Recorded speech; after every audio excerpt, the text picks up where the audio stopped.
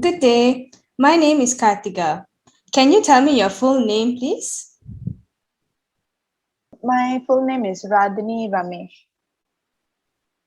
All right. And what shall I call you? You can call me Radheni or you can call me Rads. Okay. And next, can you tell me where you're from? I was born and raised in Selangor and I'm still here until now.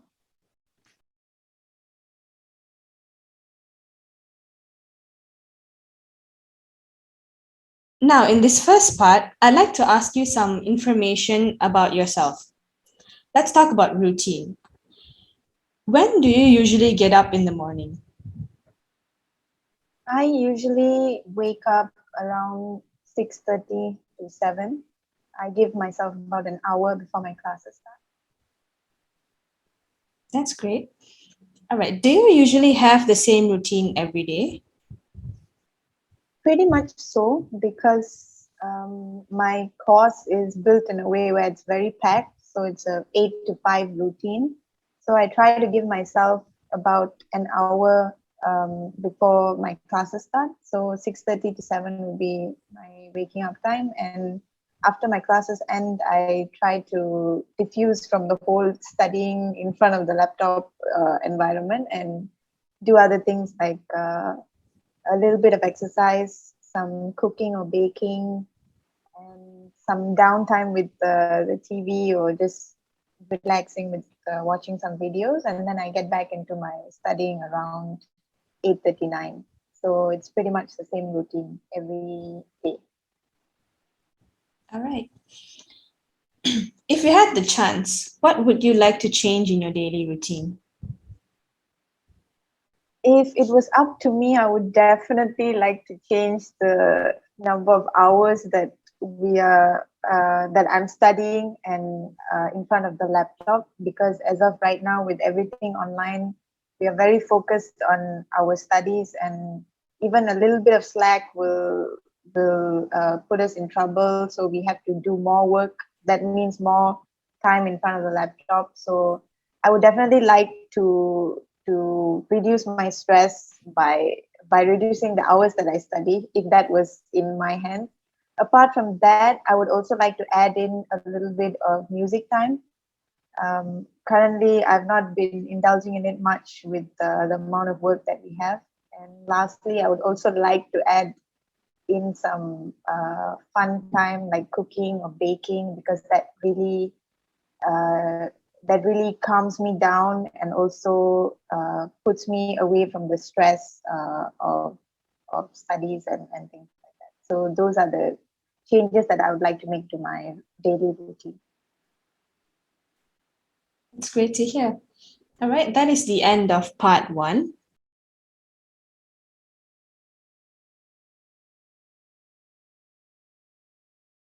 Now let's move on to part two.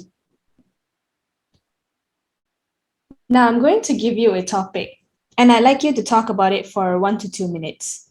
Before you talk, you have 1 minute to think about what you're going to say. You can make some notes if you wish. Do you understand? Yes, I understand fully. Okay, you have 1 minute, and your time starts now. All right, remember, you have 1 to 2 minutes for this, so don't worry if I stop you.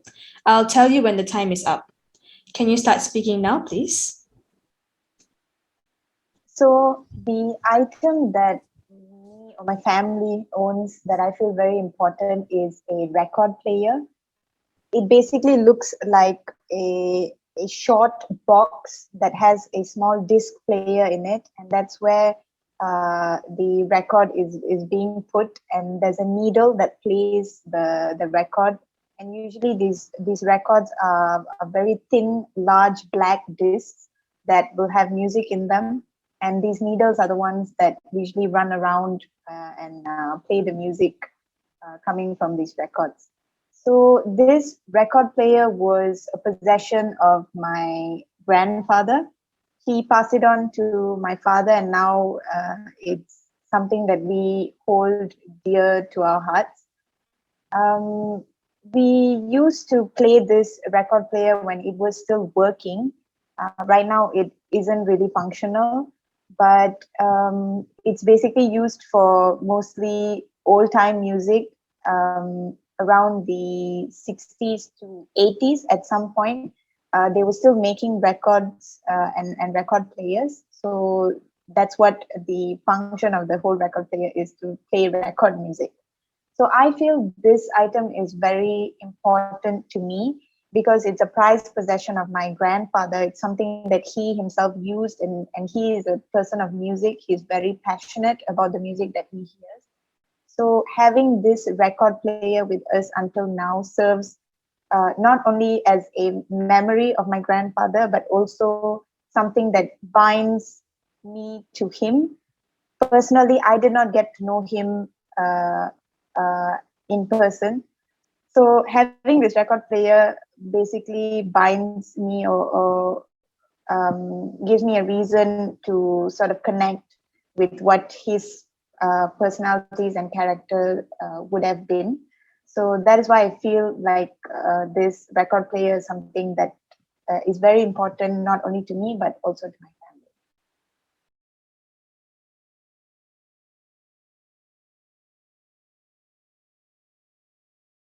All right, let's move on to part three. We've been talking about old objects, and now I'd like to discuss some general questions related to this. Let's consider the attitudes towards ancient objects. Why do you think some people like to keep old things, while others don't have any interest in doing this?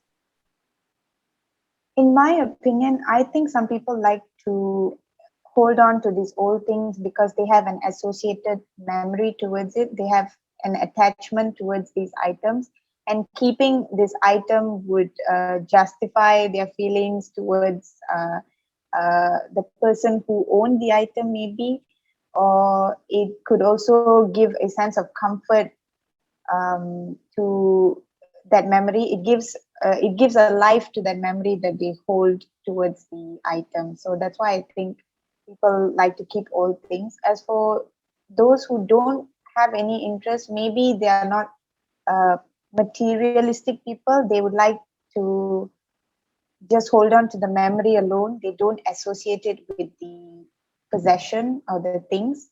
Or maybe they just aren't an emotional person in general. So that would be my opinion. All right.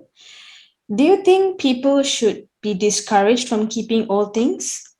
And if you say so, why?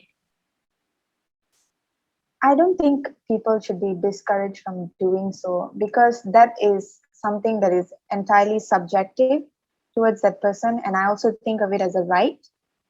People should be able to make their choices as to whether they want to keep something or get rid of it, because at the end of the day, it's what holds them close towards these items is most probably an associated memory. So they shouldn't be discouraged of it. They should let go of it at some point by themselves. Even if that doesn't happen, it's not a necessary act to get rid of those old items. Simply because for some people it can be a emotional trauma. To discourage them and force them to get rid of something that they hold dearly to their heart can cause them a lot of stress, can make them doubt themselves, or bring about confidence issues. And as I said, it's a very subjective topic. So I think people shouldn't be discouraged from keeping old things. Okay. What present day items might be interesting to archaeologists in the future? There can be quite a few. As of in this era, what we are best known for is our technological advancements. Basically, our phones, our laptops, anything with a screen would definitely serve as an interest for archaeologists in the future. Most probably in the future, we won't be using screens. Most probably will be having technology in the air or something like that. So having these modern tech items would be something of interest for archaeologists in the future. And for some reason, I think paper would be an interest to archaeologists because, as we know, the number of trees or the vast of forests reducing rapidly. The land that we possess as of earthly right now is very much lesser day by day. So the production of paper most probably is going to go down, and someday it's going to stop entirely, and that is going to become a prized possession as well, in my opinion. So paper might be something that would be of a fascination in the future. So in summary, I think that these two items would be of fascination to archaeologists, which is paper and also modern tech items like laptops, phones, and anything with a screen. That would be it. All right, thank you very much. That is the end of the speaking test simulation.